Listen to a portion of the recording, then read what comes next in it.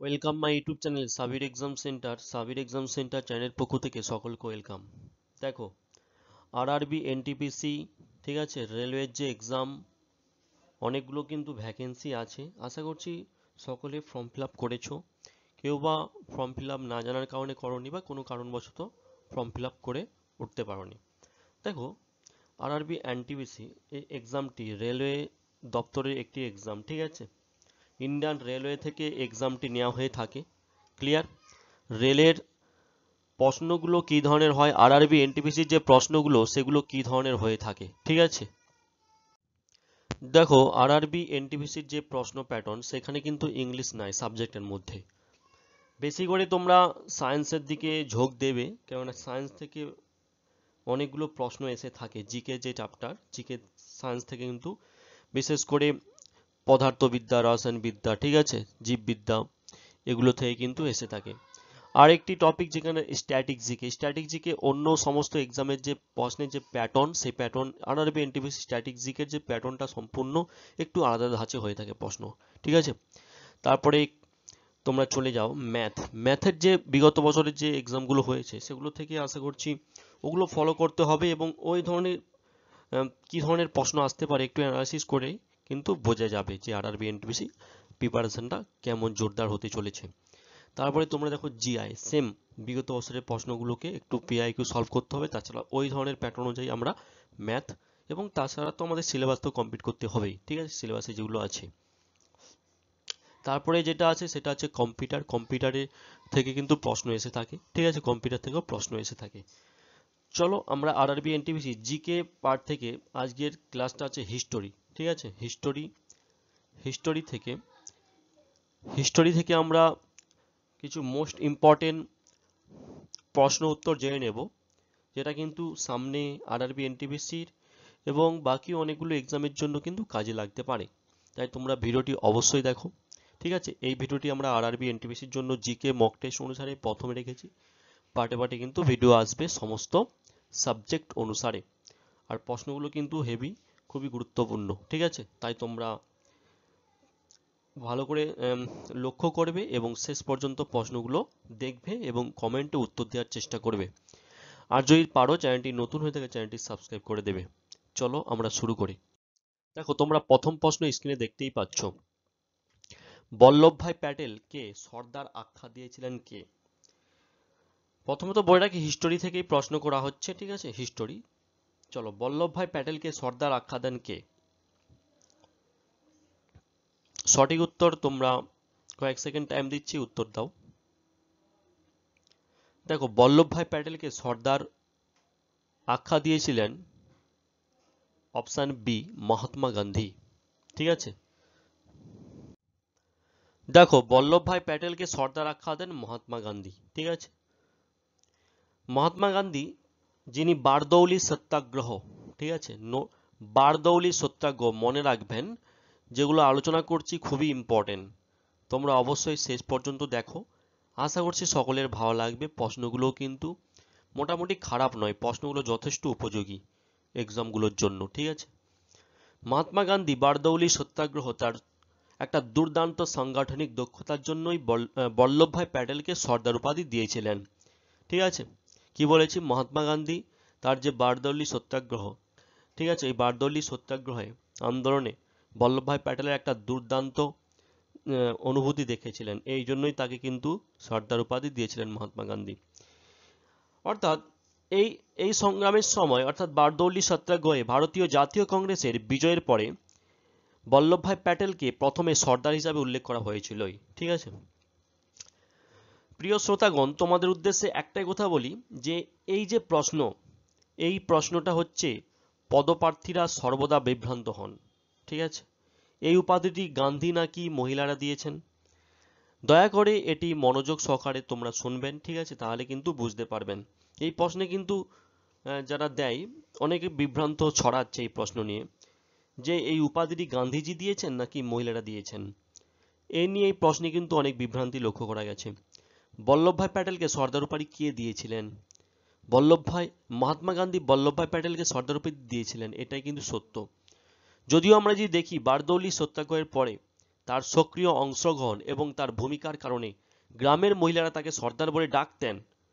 ব্যাপারটা ভালো করে বোঝার চেষ্টা করো। বারদৌলি সত্যাগ্রহের পরে তার সক্রিয় অংশগ্রহণ করেছিল বল্লভভাই প্যাটেল সক্রিয়ভাবে।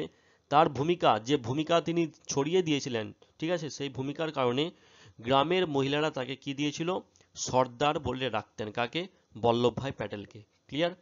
তবে প্রশ্নটা অনেকের ক্ষেত্রে মনে আসতে পারে যে গ্রামের মহিলারা দিয়েছিল না মহাত্মা গান্ধী দিয়েছিল। এখানে সঠিক অ্যান্সার কিন্তু মহাত্মা গান্ধী দিয়েছিল। ক্লিয়ার?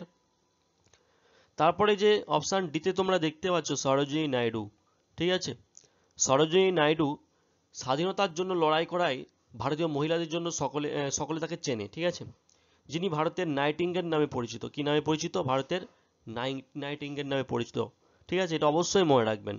সরোজিনী নাইডু কে ছিলেন? একজন কবি ছিলেন এবং রাজনীতিবিদও তাকে বলা যেতে পারে।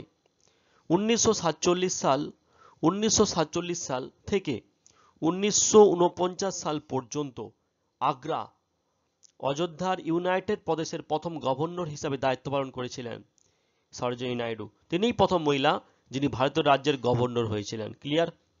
সরোজিনী নাইডু আরো কে ছিলেন যদি আমরা দেখি, প্রথম ভারতীয় মহিলা, এই সরোজিনী নাইডু তিনি ছিলেন প্রথম ভারতীয় মহিলা যিনি হচ্ছে 1925 সালে ভারতীয় জাতীয় কংগ্রেসের সভাপতি হয়েছিলেন। কত সালে?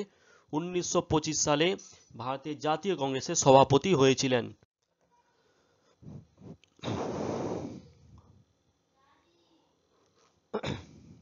ঠিক আছে, আশা করছি তোমরা বুঝতে পেরেছো। আমরা পরবর্তী প্রশ্নে চলে যাচ্ছি। পরবর্তী প্রশ্ন 2 দাগের দেখো, যেখানে বলা হয়েছে কোন গ্রন্থে বুদ্ধকে জ্ঞান ও দয়ার সাগর হিসাবে বর্ণনা করা হয়েছে? সকলে উত্তর দাও।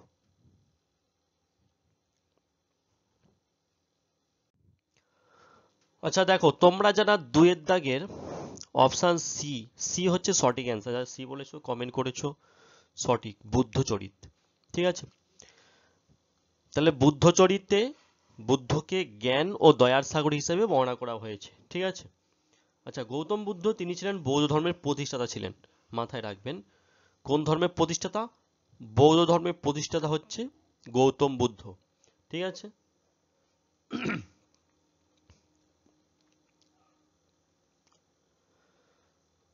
ঠিক আছে, চলো আমরা পরবর্তী প্রশ্নে চলে যাচ্ছি। 3 দাগের প্রশ্ন। 3 দাগের প্রশ্নে বলা হয়েছে অনুব্রত কার সমর্থন করেন? অনুব্রত কার সমর্থন করেন? দেখো 3 দাগের প্রশ্নটা দেখো, অনুব্রত কারা সমর্থন করেন? অনুব্রত, অনুব্রত, ঠিক আছে, অনুব্রত কারা সমর্থন করেন?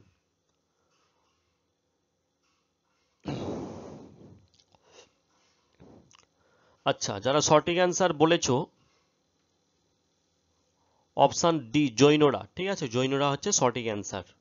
পরবর্তী 4 দাগের প্রশ্ন দেখো, হর্ষবর্ধনের সময় বিশাল ধর্ম সম্মিলনের আয়োজন করা হয়েছিল কোথায়? দেখো 4 দাগের প্রশ্ন, 4 দাগের প্রশ্নের সঠিক অ্যান্সার অপশন এ প্রয়াগে। ঠিক আছে, প্রয়াগ।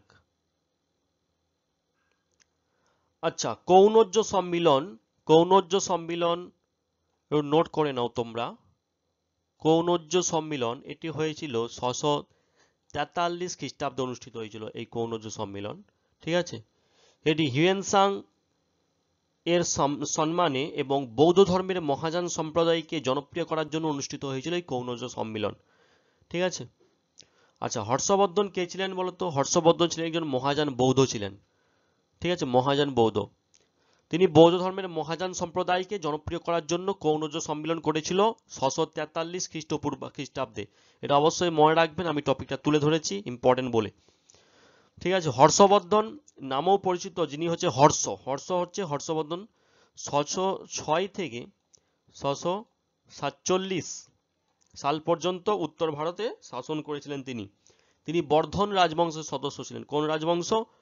বর্ধন রাজবংশের সদস্য ছিলেন এবং প্রভাকর বর্ধনের পুত্র তিনি ছিলেন। ঠিক আছে, তার কয়েকটা, অর্থাৎ হর্ষবর্ধনের কয়েকটা সাহিত্য রচনা করেছিলেন, সাহিত্য নোট করে নাও।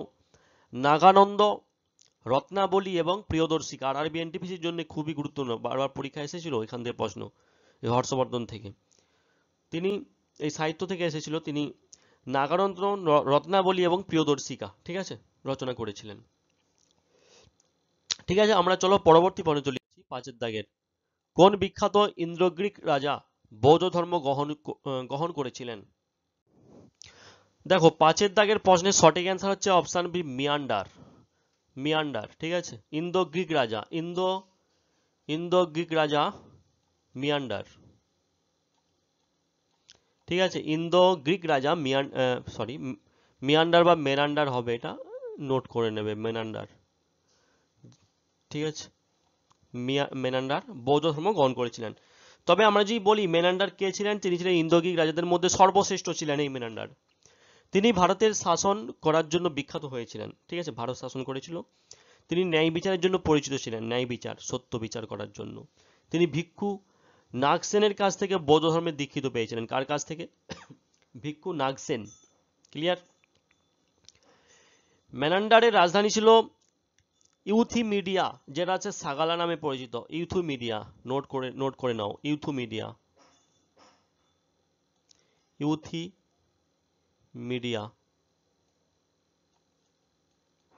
যেটা আছে সাগালা নামে পরিচিত, সাগালা, ক্লিয়ার, নোট করে নেবেন।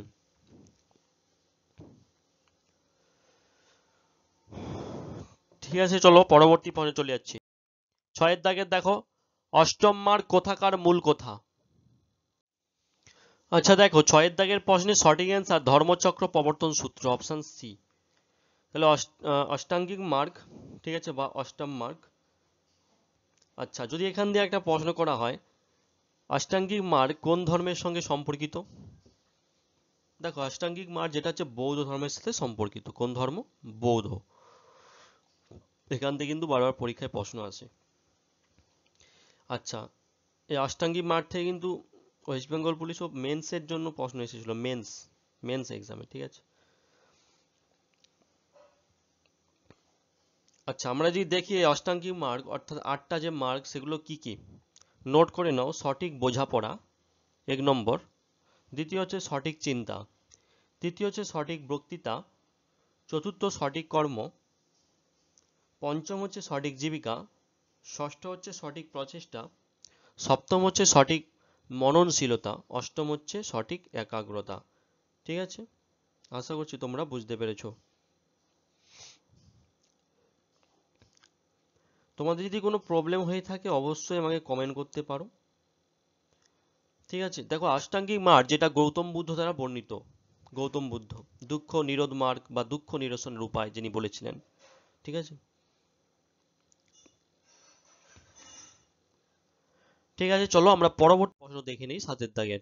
অর্থশাস্ত্রে কোন বিষয়ের উল্লেখ আছে? আরআরবি এনটিপিসি একটা খুবই একটা গুরুত্বপূর্ণ প্রশ্ন।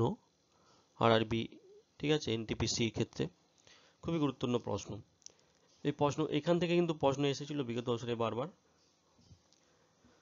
অর্থশাস্ত্রে কোন বিষয়ের উল্লেখ আছে?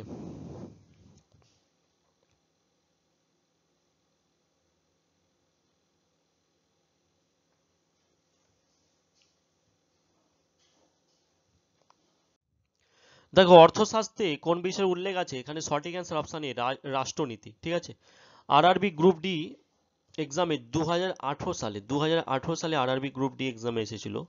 ঠিক আছে, যেখানে প্রশ্নটা ছিল যে কৌটিল্যের অর্থশাস্ত্র আমাদের কোন শাসন ব্যবস্থা বিষয়ে তথ্য দেয়। দেখো, প্রশ্ন কিন্তু টপিক একই থাকবে, প্রশ্নের প্যাটার্নটা একটু চেঞ্জ করে দিতে পারে। তাই ধরে নাও যে এই ধরনের প্রশ্ন আসবে আগত এক্সামে। ঠিক আছে, অবশ্যই এই এই ধরনের ডিটেলসে পড়ে রাখো এই টপিক থেকে। ঠিক আছে, কৌটিল্যের অর্থশাস্ত্র থেকে বিভিন্ন ঘুরিয়ে ফিরে প্রশ্ন আসতে পারে। তবে আমি যতটা সাধ্য আমি আলোচনা করছি, তোমরা অবশ্যই ভালো করে শোনো। কি বলেছি এখানে? তাহলে অর্থশাস্ত্রে কোন বিষয়ের উল্লেখ আছে? রাষ্ট্রনীতি। কৌটিল্যের অর্থশাস্ত্র আমাদের কোন শাসন ব্যবস্থা বিষয়ে তথ্য দেয়? মৌর্য শাসন ব্যবস্থা। কোন? মৌর্য। ক্লিয়ার, দুটো প্রশ্ন পেয়ে গেল। আর তো অর্থশাস্ত্র যেটা হচ্ছে দার্শনিক কৌটিল্যের রচিত এমন একটা ভারতীয় গ্রন্থ যেখানে কিনা রাজনীতি এবং অর্থনীতি, ঠিক আছে, সামরিক কৌশল, রাষ্ট্রের কার্যকারিতা এবং সামাজিক সংগঠন সম্পর্কে ধারণা দিয়েছে। ঠিক আছে, অর্থশাস্ত্র কোন বিষয়? তবে এখানে রাষ্ট্রনীতিটাই ফুল ফ্যাক্ট পড়ছে, যদি অপশন অনুযায়ী কিন্তু তোমরা উত্তর দেবে। ঠিক আছে, যেহেতু এখানে রাষ্ট্রনীতি অর্থনীতি বলেছে, প্রাধান্য কিন্তু আগে রাষ্ট্রনীতি পাবে। দুটো যদি এ বি দুটোই যদি থাকতো সঠিক অ্যান্সার, তবে এই দুটোই থাকতো। ক্লিয়ার, যদি অপশন অনুযায়ী কিন্তু উত্তর দেওয়ার চেষ্টা করবে। ক্লিয়ার। আচ্ছা, একটা কথা মাথায় রাখবে এখান থেকে, যে কৌটিল্য অর্থশাস্ত্র চন্দ্রগুপ্তের জন্য একটি নির্দেশিকার আকারে লিখেছিলেন। কি বললাম? কৌটিল্য যে অর্থশাস্ত্র চন্দ্রগুপ্ত মৌর্যের একটা নির্দেশিকার আকারে লিখেছিলেন, যা কোনো রাজত্বকে শাসন করতে সাহায্য করবে, ঠিক আছে, ও রাজনৈতিক উদ্বেগ মোকাবিলার কোনো নৈতিক বিবেচনা ছাড়া প্রত্যক্ষ পদক্ষেপকে উৎসাহিত করবে। এটাই অর্থশাস্ত্রের উদ্দেশ্য ছিল কৌটিল্যের। ক্লিয়ার? বুঝতে না পারলে অবশ্যই বলবেন, ঠিক আছে? বুঝতে না পারলে অবশ্যই বলবেন, কমেন্টে অবশ্যই জানাবেন। ঠিক আছে, চলো আমরা পরবর্তী পয়েন্টে চলে যাচ্ছি। 8 দাগের, প্রাচীন কোন মহাজনপদ যমুনা নদীর তীরে বিস্তার লাভ করেছিল? দেখো এখানে সঠিক অ্যান্সার হচ্ছে বৎস, অপশন বি। ঠিক আছে, মহাজন পদ থেকে কিন্তু প্রশ্ন এসে থাকে, তাহলে এখানে সঠিক অ্যান্সার কি? অপশন বি, বৎস। তোমরা টপিকটা অবশ্যই জেনে রাখবে, মহাজন পদ থেকে কিন্তু প্রশ্ন এসে থাকে। ক্লিয়ার? পরবর্তী পয়েন্টে চলে যাচ্ছি 9। ভারতবর্ষে প্রথম বৈদেশিক অভিযান করেছিল কারা? দেখো 9 দাগে যে প্রশ্ন, এখানে সঠিক অ্যান্সার অপশন সি, প্রথম দরিয়াস। ঠিক আছে, ভারতে প্রথম বৈদেশিক অভিযান করেছিলেন ম্যাসিডোনিয়ান সেনাবাহিনীরা।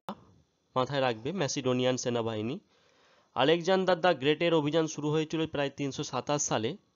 ঠিক আছে, 327 সালে থেকে শুরু করে 325, এটা আফটার। ঠিক আছে, 325 থেকে 27 স্থায়ী হয়েছিল পর্যন্ত। ঠিক আছে, স্থায়ী হয়েছিল, অবশ্যই মাথায় রাখবে। আচ্ছা, পরবর্তী পয়েন্টে চলে যাচ্ছি 10 দাগের শেষ প্রশ্ন। দেবনাম প্রিয় উপাধিটি কাকে দেওয়া হয়েছিল? দেবনাম প্রিয় উপাধিটি কাকে দেওয়া হয়েছিল? সকলে উত্তর দাও। দেখো 10 দাগের 10 দাগের যে প্রশ্ন, এখানে সঠিক অ্যান্সার হচ্ছে অপশন ডি। ঠিক আছে, দেবনাম প্রিয় বা দেবানাম প্রিয়া প্রিয়দর্শী। ঠিক আছে, যে ধরনের আসতে পারে অবশ্যই মাথায় রাখবে টপিকটা। সঠিক অ্যান্সার হচ্ছে অশোক। ঠিক আছে, অশোক মৌর্য। অশোক নিজেই দেবানাম প্রিয়া প্রিয়দর্শী উপাধি গ্রহণ করেছিলেন, নিজেই তিনি দেবানাম প্রিয়া। আচ্ছা, এটা হচ্ছে দেবানাম প্রিয়া হবে। ঠিক আছে, দেবানাম প্রিয়া সঠিক, দেবনাম প্রিয়া। দেবানাম প্রিয়া প্রিয়দর্শী। ঠিক আছে, দেবানাম প্রিয়া অথবা প্রিয়দর্শী। ক্লিয়ার? দেবানাম প্রিয়া অথবা প্রিয়দর্শী উপাধি। আচ্ছা, দেবানাম প্রিয়া বলতে দেবতাদের কাছে প্রিয় বোঝাচ্ছে, আর প্রিয়দর্শী বলতে বোঝায় যিনি সবাইকে স্নেহ শ্রদ্ধা করেন। ক্লিয়ার? দেবানাম প্রিয়া প্রিয়দর্শী। ঠিক আছে, দেবানাম প্রিয়া প্রিয়দর্শী এই উপাধিটি কাকে দেওয়া হয়েছিল? অশোক। ঠিক আছে, কি বললাম? দেবানাম প্রিয়া বলতে দেবতাদের কাছে প্রিয়, আর প্রিয়দর্শী বলতে বোঝায় যিনি সবাইকে স্নেহ শ্রদ্ধা করে। মৌর্য সাম্রাজ্যেরই চন্দ্রগুপ্ত মৌর্য দ্বারাই প্রতিষ্ঠা করা হয়েছিল। আর চন্দ্রগুপ্ত মৌর্য যিনি হচ্ছে নন্দ সাম্রাজ্যকে উৎখাত করেছিলেন। কোন সাম্রাজ্য? চন্দ্রগুপ্ত মৌর্য নন্দ সাম্রাজ্যকে উৎখাত করেছিলেন। বিন্দুসার কে ছিলেন? চন্দ্রগুপ্ত মৌর্যের পুত্র ছিলেন। অশোক বিন্দুসারের উত্তরাধিকারী ছিলেন। অবশ্যই এগুলো মাথায় রাখতে হবে তোমাদেরকে। ঠিক আছে, আরআরবি এনটিপিসি এক্সামটা তো সহজ নয়, অবশ্যই তোমাদেরকে সায়েন্সগুলো ভালো করে পড়তে হবে। ঠিক আছে, অবশ্যই এগুলো মাথায় রাখবে। সায়েন্স আর যেগুলো করাচ্ছি এগুলো খুঁটিনাটি দেখলেই আশা করছি হয়ে যাবে। আচ্ছা দেখো, আমাদের যে ব্যাচ কোর্সগুলো রানিং চলছে, ডাব্লিউবিসিএস ব্যাচ কোর্স, যেখানে আমরা মূল্য রেখেছি 999 টাকা, ওয়েস্ট বেঙ্গল টেট ব্যাচের 599 টাকা।